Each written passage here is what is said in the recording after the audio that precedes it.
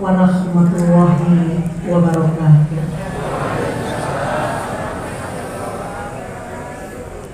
Alhamdulillah. Alhamdulillahilladzi arsala rasulahu bil huda wa dinil haq liyudhhirahu 'ala dini kulli wa kafa billahi syahida. Asyhadu an la ilaha illallah wa asyhadu anna Muhammadar Rasulullah la nabiyya ba'dah. Rabbi ishrah li sadri wa yassir li amri wahlul 'uqdatam min lisani yafqahu qawli. Bapak-bapak, ibu-ibu pensiunan atau purna tugas dari Universitas Islam Indonesia yang insya Allah selalu dirahmati Allah. Perkenankan saya mengaturkan puji syukur kehadirat Allah Subhanahu wa Ta'ala atas nikmat yang sudah dianugerahkan kepada kita sekalian, sehingga pada siang hari ini dalam kondisi sehat afiat kita dikumpulkan. Insya Allah jalinan silaturahmi antar purna tugas ini akan selalu dikenal menjadi jalinan silaturahmi yang sangat erat, kemudian bersama-sama mencari tambahan ilmu sehingga benar-benar jalinan silaturahmi ini bermakna yang sangat indah di hadapan Allah Subhanahu wa Ta'ala. Bapak Ibu sekalian, sebagaimana tadi yang disampaikan bahwa sebentar lagi kita sudah memasuki bulan Ramadan, maka saya merasa ada baiknya apabila pengajian pada hari ini dikaitkan dengan Ramadan.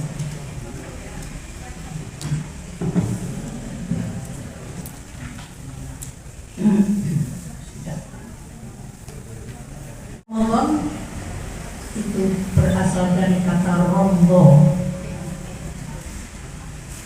hari yang sangat panas, bulan yang sangat panas. Kita semua sudah tahu tentang hal itu, sehingga mampu membakar seluruh dosa-dosa kita. Saya akan langsung masuk kepada inti Ramadan itu sendiri, bahwa sesungguhnya di dalam bulan Ramadan itu diturunkan Lailatul Qadar yang berkaitan erat dengan fase yang dianugerahkan oleh Allah tentang apa itu?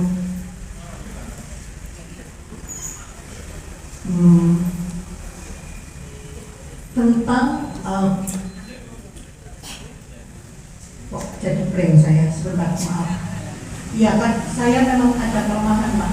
Kadang-kadang seperti itu. Penciptaan, masa penciptaan seluruh langit dan bumi, antara langit dan bumi yang melewati 6 masa. Di dalam Lailatul Qadar itu ternyata merupakan masa yang kelima. Setelah pertama, kedua, ketiga, keempat, maka itulah yang kelima, penentuan takdir yang diberikan oleh Allah Subhanahu wa Ta'ala.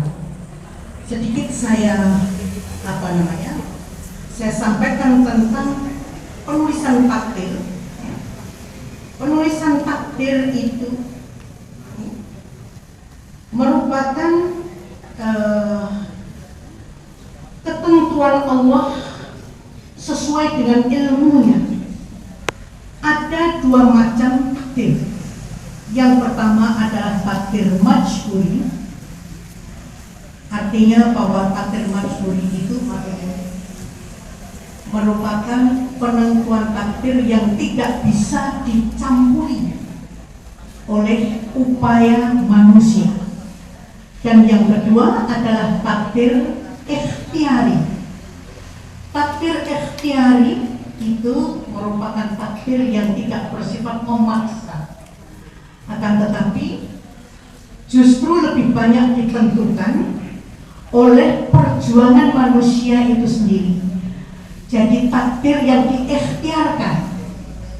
Mungkin sekali Allah akan memberikan takdir untuk berada di dalam kondisi yang kurang baik, maka manusia memiliki hasrat atau keinginan untuk mendapatkan takdir yang baik, maka dengan doa dan upaya sehingga takdir itu bisa berubah dari buruk menjadi baik. Nah, Bapak-bapak, ibu-ibu sekalian, penulisan takdir melewati 6 masa itu. Yang pertama adalah 50.000 tahun sebelum seluruh penciptaan itu ada. Maka Allah itu sudah ngengreng seakan-akan Allah itu adalah desainer. Maka segala sesuatu itu sudah jelas berada di bina Allah. 50.000 tahun sebelum seluruh penciptaan itu ada sudah ditentukan. Kita sulit untuk membayangkan, karena ini angkanya saja sudah 50.000 tahun sebelum seluruh penciptaan itu. Jika saya menggunakan istilah desainer, maka segala sesuatu yang ada di dalam kehidupan kita pada saat sekarang, yang kita saksikan melewati mata, kita dengar melewati telinga, dan kita rasakan melewati hati kita, sesungguhnya itu adalah antara lain desain dari Allah Subhanahu wa Ta'ala. Yang kedua, penulisan takdir yang pertama tadi diriwayatkan oleh Abdullah bin Amin. Kemudian yang kedua, Allah sudah menentukan kita pada saat kita berada di alam ruh. Ketika kita sudah berada di alam ruh itu, maka Allah sudah menentukan ruh ini bakal mendapatkan badan wadah yang seperti apa, kulitnya warna apa, menjadi bangsa mana, dan lain sebagainya sudah ditentukan. Dan ketika itu kita tidak bisa berbuat apa-apa karena semuanya atas dasar ketentuan Allah. Jadi antara penulisan takdir yang pertama dan kedua itu adalah termasuk takdir majburi. Kita tidak bisa ikut campur, nggak bisa ngeyel untuk kenapa saya tidak dilahirkan sebagai orang yang kulitnya putih mulus. Andai kata bisa dapat putih mulus, mungkin nggak perlu lagi kita harus make up dan lain sebagainya. Kita nggak bisa milih sama sekali. Nah, bapak-bapak, ibu-ibu sekalian yang saya hormati, kemudian penulisan takdir yang ketiga, yaitu ketika berada di sulbi laki-laki. Sulbi laki-laki yang letaknya ada di atas tulang ekor, atau mungkin kita lebih mengenal dengan air mani laki-laki. Sudah ditentukan oleh Allah apakah air mani laki-laki nanti bakal mendapatkan tempat dari wanita sholihah atau biasa-biasa saja, atau justru amburadul terbuang di mana-mana yang tidak jelas. Nuwun sewu, ini kalimat vulgar dari saya karena saya tidak bisa menggunakan kalimat lain kecuali ya itulah namanya. Ini sudah masuk dalam kategori penulisan takdir ikhtiari. Karena apa? Karena ketika seorang laki-laki ini sudah dikenalkan oleh ajaran agama, dia paham bagaimana mengelola perasaan yang sudah mulai berkembang, perasaan yang sudah mulai bangkit untuk bisa melihat lawan jenis yang mengatakan menggetarkan hati saya atau tidak. Maka sesungguhnya kita sudah diajar oleh kedua orang tua kita tentunya, dan harapannya memang demikian, untuk bisa dijadikan motivasi bagi anak itu untuk lebih tahu bagaimana caranya genjot semangat kuliahnya, kemudian cepat lulus, setelah lulus dapat pekerjaan, setelah dapat pekerjaan mendapatkan penghasilan, setelah mendapatkan penghasilan maka dia sudah mulai punya kesempatan untuk mencari pasangan hidup. Namun apabila seorang anak laki-laki yang tidak terbina agamanya, maka dia akan berada di dalam kebingungan.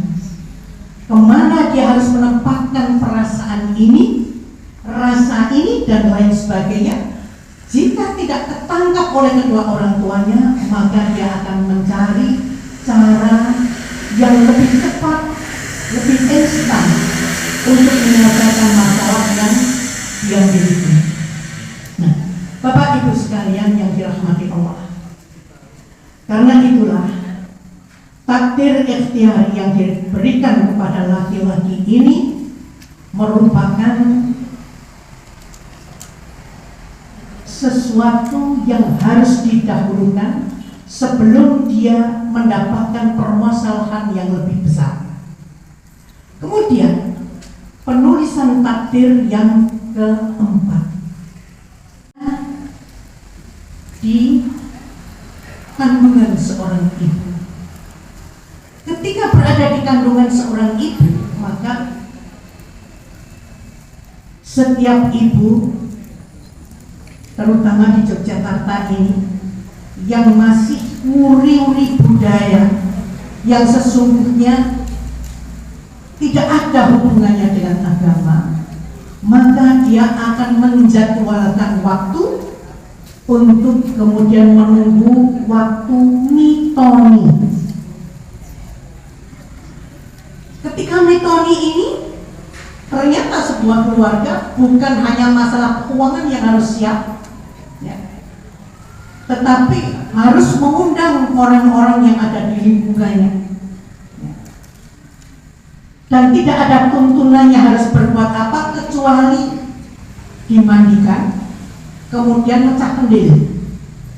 Ya, dia akan mengatakan bahwa apakah ini anak nanti akan lahir perempuan atau laki-laki, kemudian ada cengkir yang digambar dengan wayang ya, yang memberikan tanda kalau ini yang muncul duluan dari air, maka anaknya laki-laki, atau sebaliknya anaknya perempuan. Tidak ada hubungannya sama sekali dengan agama. Namun kita sebagai umat Islam paham betul, ketika Allah hendak menuliskan takdir untuk kandungan seorang ibu itu berada di bulan keempat, maka insya Allah umat Islam pada saat ini, khususnya juga di Yogyakarta, sudah memiliki kesadaran alangkah baiknya apabila sebelum 4 bulan ini dia mempersiapkan diri sebagai pengganti tradisi yang gak jelas, tetapi kemudian dia akan mengatakan sebelum Allah meniupkan ruh dalam kandungan saya ini, maka sebaiknya saya mengumpulkan lingkungan saya untuk bisa nyengkuyung doa, agar segala doa ini akan bisa mengarahkan takdir dari Allah Subhanahu wa Ta'ala yang mestinya memiliki takdir yang buruk akan bisa berubah menjadi takdir yang lebih baik. Insya Allah yang demikian ini menjadi positif bagi umat Islam sebelum 4 bulan sudah dilakukan sebagai pengganti apa yang menjadi tradisi di tanah Jawa ini.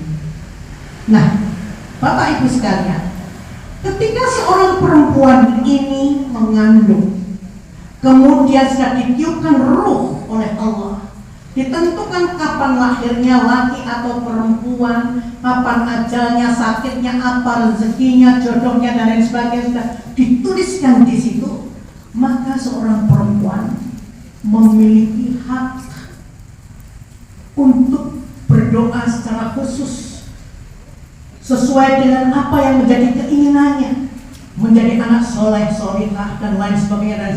Tentu doa itu pasti doa yang bagus-bagus. Ini yang keempat. Nah,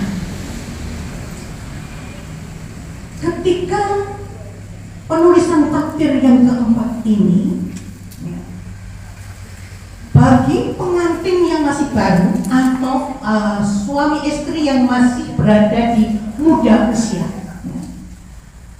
tidak menutup kemungkinan mereka memiliki pertanyaan tentang sesungguhnya apa yang harus dilakukan ketika ngandung. Karena zaman dulu orang tua kita hanya menasehati dengan kalimat yang sangat sederhana. Nek adek ngandut ojo dahar ning tengah lawang. Nek ngopo to Bu? Engko nek lahir tutuke ombo. Sementara mbok yo ojo digojekan kaya ngono, mbok yo ojo dan lain sebagainya. Semua sajak meden-medeni gitu ya. Padahal sesungguhnya maksud orang tua itu adalah supaya kita sebagai perempuan nyelengi kebaikan, karena kita berada dalam posisi mendidik anak kita yang sedang berada di kandungan.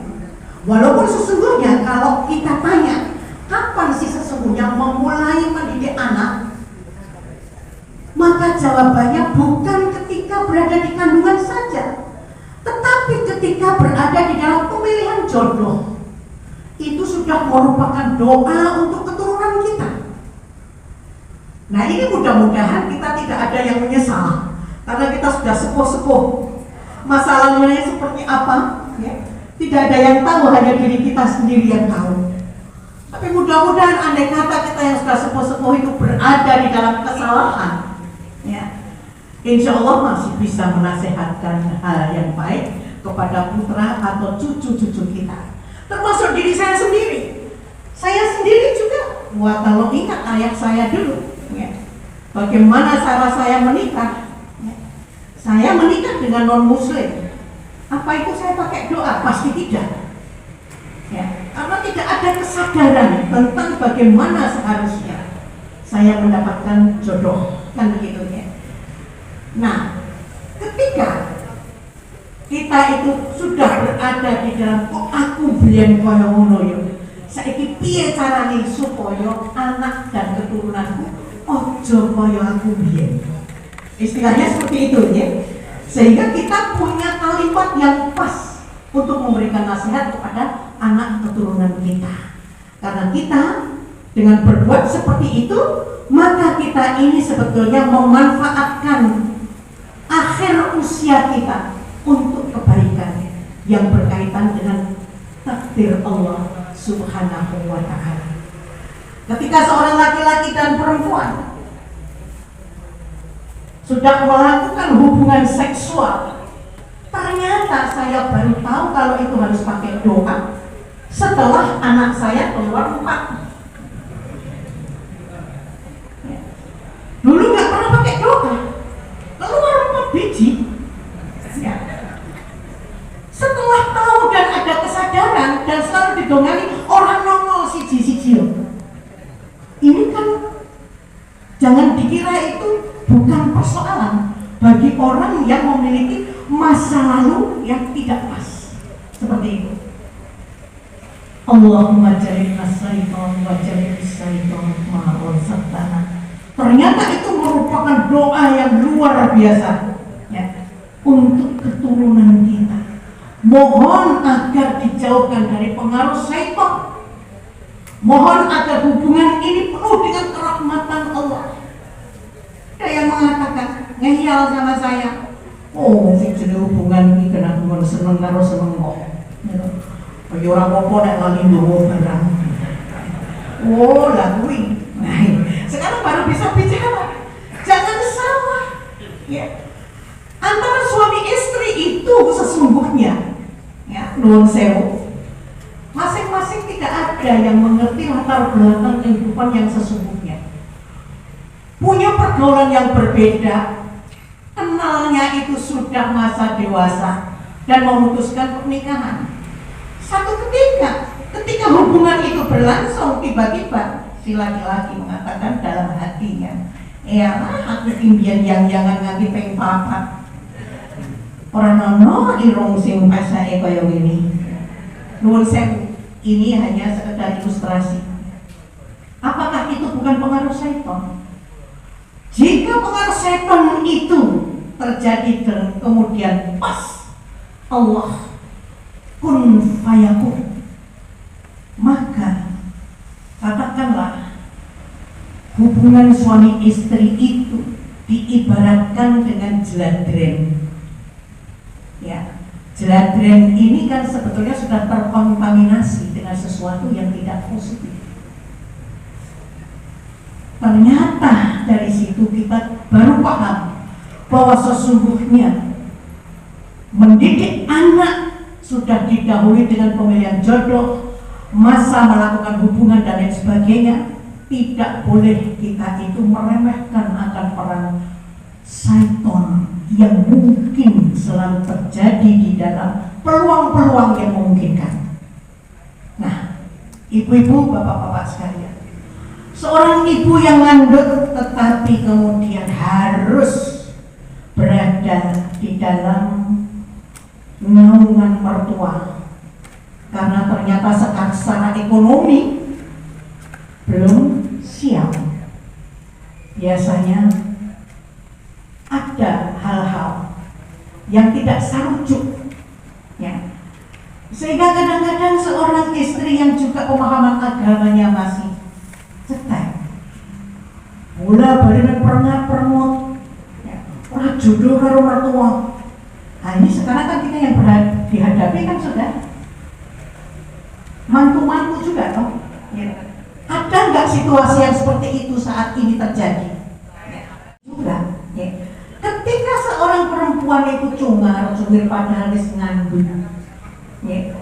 Nanti ngampet mangkel karo maratuane, yang jadi korban pasti suaminya. Mbuh dijiwiti, mbuh diperenguti supaya merengut, ya, dan lain sebagainya, menjadi tidak jelas.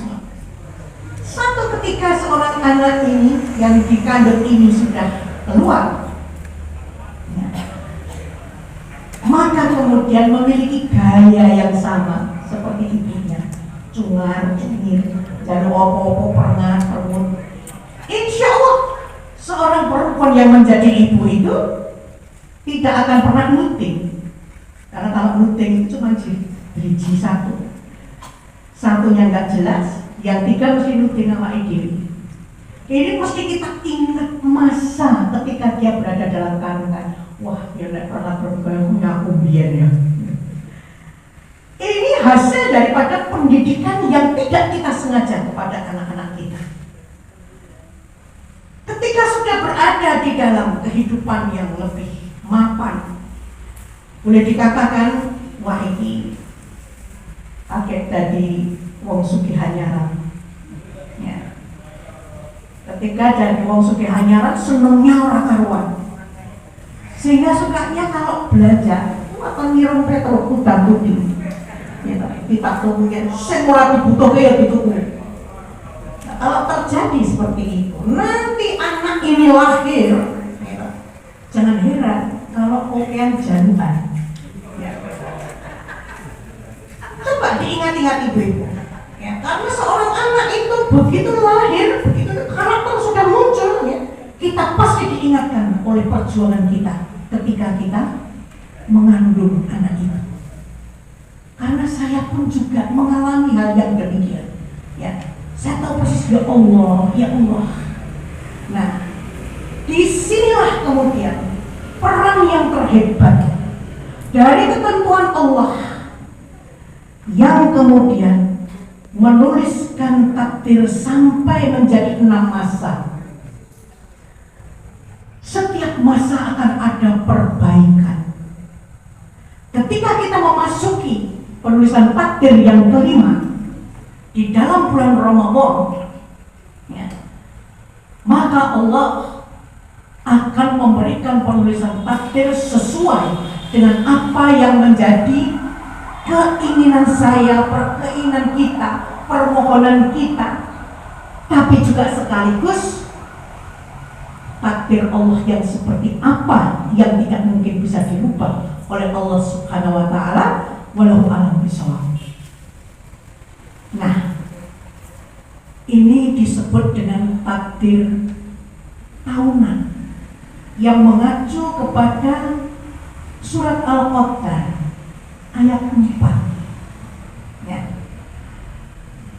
Di dalam surat Al-Qadar ayat 4 ini menjadi takdir tahunan yang insya Allah akan diisi oleh perenungan yang begitu mendalam ketika kita berada di masa itu. Ada taubatan nasuhan, ada kemudian kesadaran untuk selalu mendoakan orang tuanya, anak-anaknya dan lain sebagainya. Betul-betul kita bisa khusyuk di dalam masa Ramadan ini. Insya Allah kita akan mendapatkan penulisan takdir berikutnya yang jauh lebih baik daripada yang sudah terjadi. Ada perbaikan. Karena itu di dalam bulan Ramadan tidak bisa kita sepelekan. Ramadan itu menjadi sebuah peluang yang luar biasa untuk memperbaiki bagi laki-laki yang tidak bisa menjaga diri ketika mendapatkan penulisan takdir yang ketiga. Sulbi kita paten bercacar di mana-mana. Bukan berarti tidak bisa diampuni. Disinilah kita punya kesempatan untuk mohon pengampunan kepada Allah tentang masa lalu kita. Masya Allah, ketika kita bisa mengingat dosa-dosa kita di masa lalu, itu merupakan kesyukuran tersendiri. Karena itu tidak menutup kemungkinan bahwa ketika seorang imam atau ustadz yang selalu mengingatkan ketika akan mengakhiri bulan Ramadan, selalu berdoa semoga di tahun yang akan datang kita masih diberi Ramadan kembali. Betul ya? Seperti itu. Sungguhnya doa itu mengandung sebuah kekhawatiran. Jangan-jangan ini Ramadan saya yang terakhir. Nah, kalau ini Ramadan yang terakhir, maka apa yang harus kita lakukan? Dikatakan ketika usai Ramadan kita seperti bayi lahir kembali. Tapi masuk bulan Syawal, ternyata kita sudah kangen dengan dosa tanpa kita sadari. Baru mulai masuk bulan Syawal, sudah ketebang sawalan, dia sudah mengatakan lo kayak sing kalah dia bangke dosa lo kayak banget aku. Mbok kayak dalam sawalan karo orang aku orang harus salaman orang. Itu baru Syawal. Ya. Kita belum menghitung setelah itu menuju Ramadan yang akan datang bagaimana? Kan begitu. Berapa banyak yang akan kita himpun. Tapi Allah memberikan kesempatan setiap tahun ini, maka pertanyaan itu harus dirubah. Andai kata saya sampai tidak lagi bisa terlibat di dalam Ramadan yang akan datang, apa yang harus saya lakukan apabila saya ternyata tidak bisa menjaga diri dari kesucian yang sudah diberikan oleh Allah?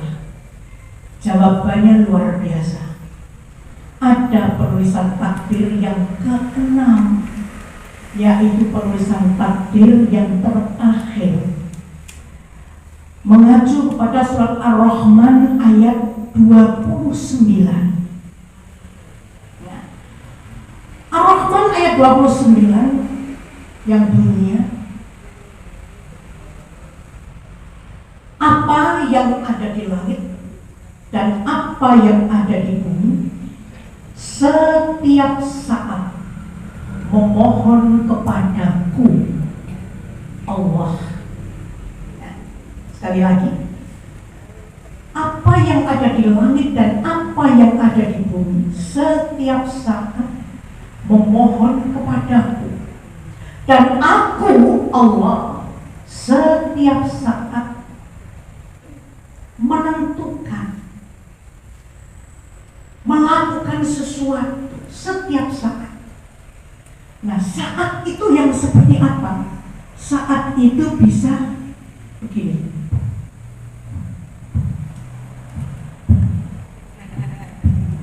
Bisa begini. Tapi bisa juga lebih cepat. Ini saat. Ya.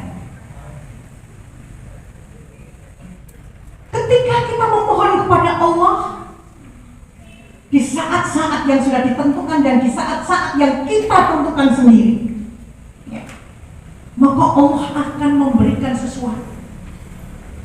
Ada yang lahir, ada yang mati, ada yang tabrakan, ada yang kesetrum listrik, ya, ada yang tertangkap korupsi. Semua kejadian di seluruh dunia ini ada saat ditentukan oleh Allah yang tidak pernah berhenti setiap hari. Karena itu hal ini disebut dengan takdir harian. Takdir harian ini merupakan solusi akhir yang harus diperjuangkan oleh setiap manusia. Kenapa? Mengatasi ketakutan kita setelah kita lahir seperti bayi kembali. Ramadan selesai, berjalan menuju pada Ramadan kemudian, ya, maka tidak ada yang tahu di antara kita di mana keputusan Allah kita harus meninggalkan dunia ini. Maka kita antisipasi, tidak perlu takut lagi. Ternyata Allah masih memberikan peluang. Nek arep dosa-dosa, ya, Allah masih memberikan peluang. Harian akan ditentukan oleh Allah. Seperti apa contoh konkret yang disebut dengan takdir harian itu? Saya ingat betul. Ini saya tidak malu-malu untuk menceritakan perenungan saya kepada bapak-bapak ibu-ibu yang saya anggap ini keluarga besar Universitas Islam Indonesia. Hampir mencapai 3 periode, sudah masuk 3 periode ya menjadi rektor, tapi belum habisnya. Saya menganggap ini seperti keluarga sendiri, karena itu saya tidak malu kalau saya harus menceritakan tentang seperti apa kerja takdir harian itu. Ibu-ibu, bapak-bapak kan tahu bahwa saya ini menjadi pelaku poligami. Betul ya? Tahun 96 ya, 96 saya menikah lagi dan domisili di Jakarta. Setiap habis asar saya sudah niteni, ini bareng asar bojoku pindah nggon.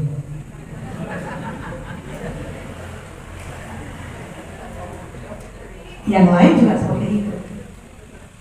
Hubungan kami antar istri alhamdulillah bagus, seperti kata ada.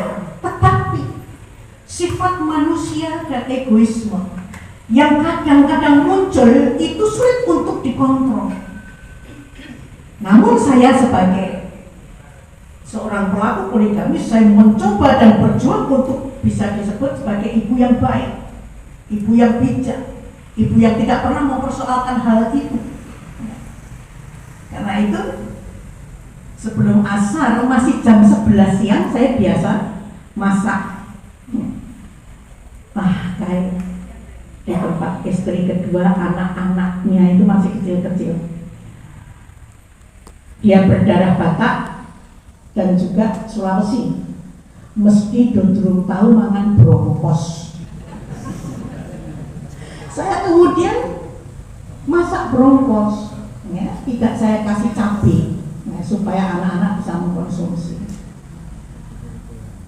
Setelah selesai saya bilang, Bang,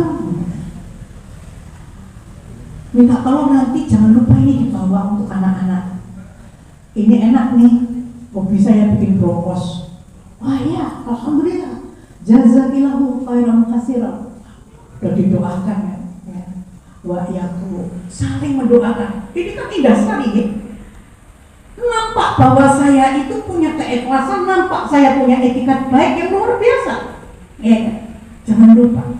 Tapi giliran jam 1, jam 2, jam 3 menjelang kepergian beliau, tiba-tiba nggak tahu apa sebabnya, itu ada debaran jantung yang luar biasa, sehingga ada ungkapan dari wajah saya itu saya tuh nggak suka. Tiba-tiba saya mengatakan bahwa urat kok kayak gini, ngapain sih? Kok saya begini, kok saya begitu? Wah sudah, itu bisa berkecamuk di pikiran dan perasaan saya ya gak jelas ya. Tapi saya bersyukur sekali bahwa suami saya itu juga mengajar agama.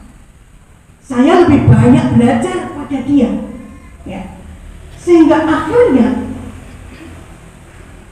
ketika sudah hampir waktunya, saya kemudian istighfar, astagfirullahaladzim. Astagfirullahaladzim, apa tuh aku gitu? Ngapain tuh? Lawan aku tiba-tiba nom. Kok iya reka-reka gue rasa sih mereka nanti ngopo kan begitu. Ketika saya itu sudah istighfar dan kemudian sholat berjamaah, dari mulai deg-degan perasaannya itu sampai kepada tenang kembali. Setelah itu saya ditinggal suami saya bilang, salam ya, hati-hati di jalan, insya Allah ya. Andai kata persis berkecamuk tadi di depan saya ada gelas ya, mungkin untuk meluapkan perasaan itu pasti perang bablas, itu malah gagal sekali kayaknya begitu ya. Alhamdulillah kita itu ngerti agama, sehingga itu secara manusiawi itu juga munculnya secara manusiawi, kemudian turunnya itu juga atas ridha Allah, secara manusiawi juga meredam.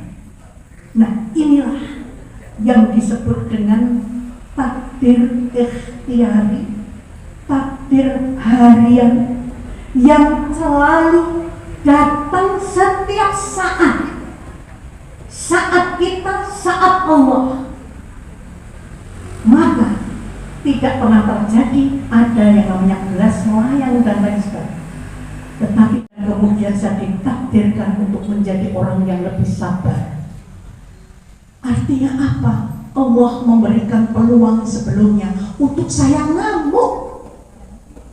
Tapi ternyata takdir hari yang mengatakan redam, sehingga takdirnya menjadi berubah menjadi kalimat yang sangat indah, saling mendoakan. Ini contoh konkretnya seperti itu.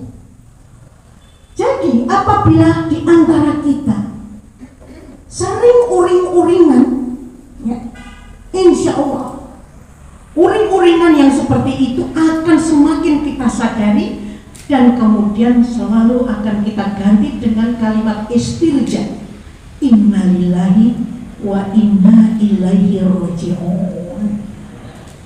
Ketika kita sudah mengaku itu datang dari Allah dan akan kembali kepada Allah, maka akhirnya kita bisa menyikapi dengan selalu tersenyum.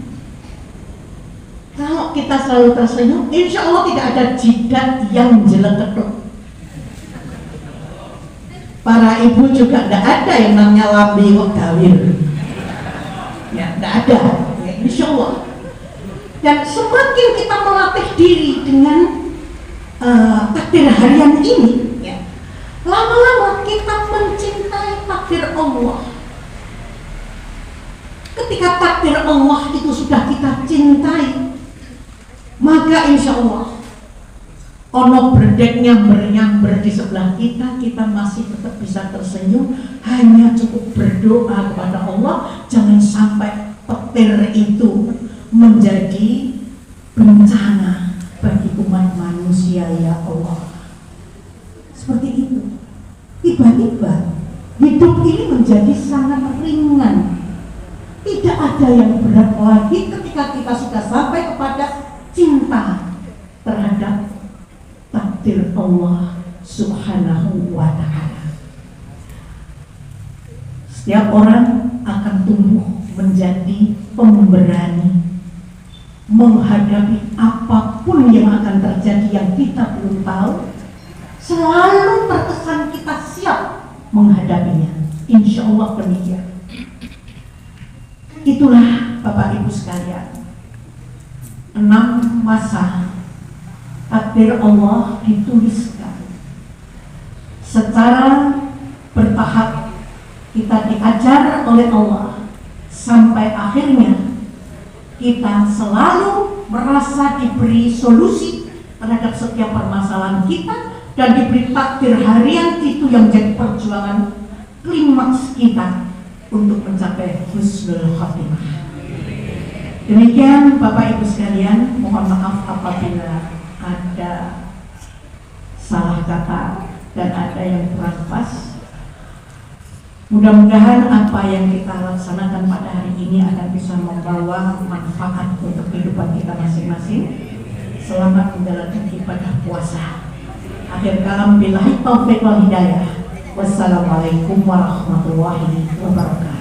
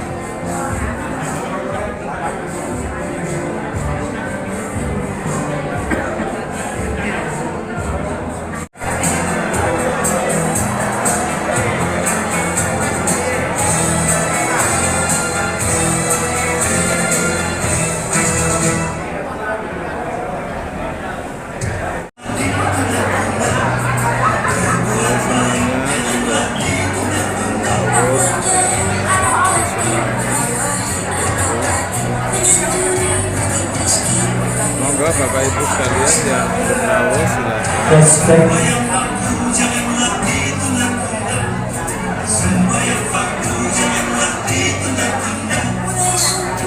Ini beliau Ibu Sutarsmi sudah ngawur.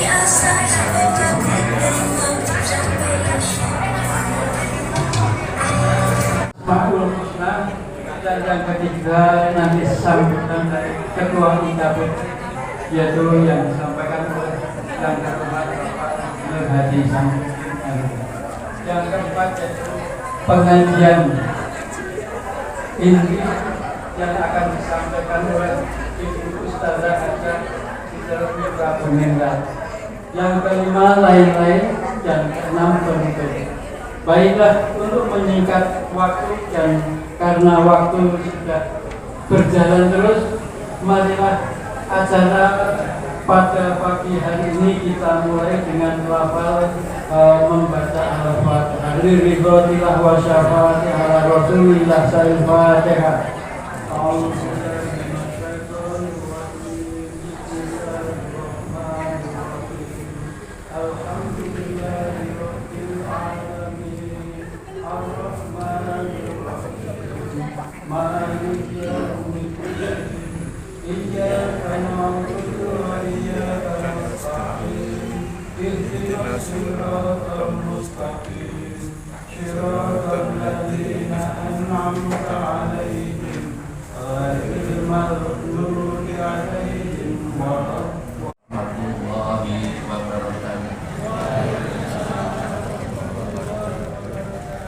Alhamdulillah, alhamdulillahi rabbil alamin, wassalatu wassalamu ala rasulillah wa ala alihi wa sahbihi wa mawala, wa la hawla wa la quwwata illa billah.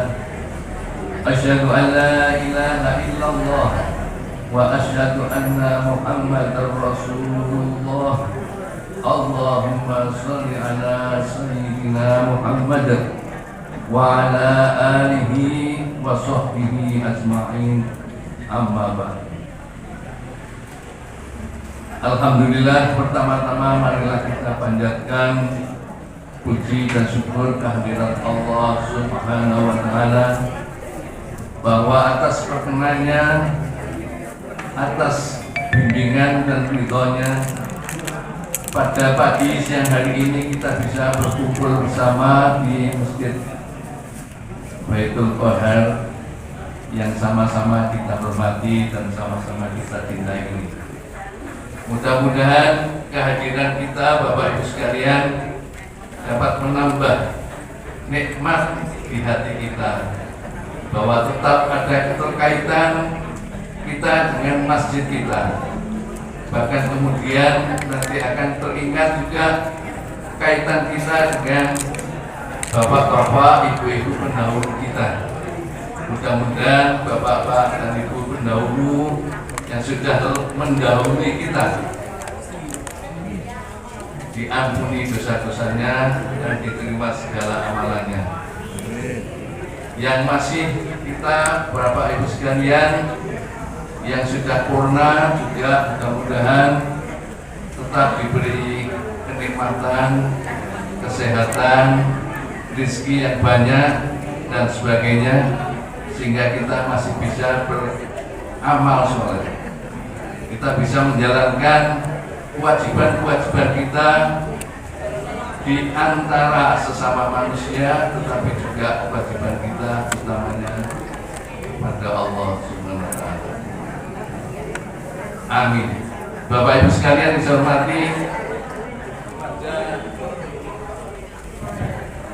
pada pagi hari ini sengaja kami rawuhkan Ibu Siti Rosmi yang terhormat, yang saya hormati, yang saya banggakan, untuk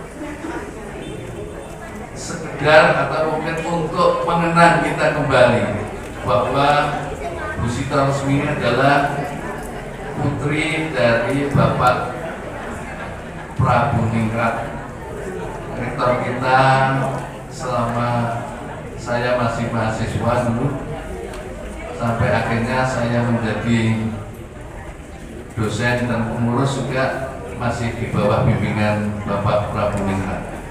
Mudah-mudahan almarhum amalnya diterima di sisi Allah, dan kita yang ditinggalkan dapat memuliri atau melaksanakan atau mewarisi sifat-sifat beliau. Paling tidak kita dekati apa yang telah beliau berikan kepada kita semua, khususnya kepada UII pada zamannya dulu. Kita tidak bayangkan kalau sekarang sudah jadi seperti ini, tetapi semua adalah langkah demi langkah dari bapak-bapak pendahulu kita. Amin. Bapak Ibu sekalian saya hormati, saya perkenalkan Bu Sito, ini adalah teman-teman pensiunan. Sehingga kalau Bu Sito pensani pas tua-tua ya, karena kita adalah 3 gerak ya. Jadi dari sekian banyak purnawirawan ternyata bulan demi bulan gitu berguguran gitu. Jadi kalau sekarang ini jumlah kita sekitar 400 lebih pensiunan UMI. Kalau saya amati memang sudah mulai dari yang barusan pensiun itu Yosua 56, tetapi juga sampai ke yang paling tua barangkali ada Pak Anies berapa? 79. Nah, ini kakak kelas saya juga ada Bu Endang, itu sudah 78 gitu. Saya nyusul di bawahnya 76. Alhamdulillah. Mudah-mudahan nanti Bu Sito bisa memaringi kepada kita sekalian, ya mungkin diserempet-serempetkan sejarah barangkali bahwa beliau adalah putranya Pak Prabowo, tapi ternyata juga itu kiprahnya di setelah perjalanan panjang sekarang banyak dikenal sebagai ustazah. Kita mungkin mengingatkan nasihat-nasihat ataupun ilmu-ilmu yang nanti kita bisa sampaikan kepada kita sekalian.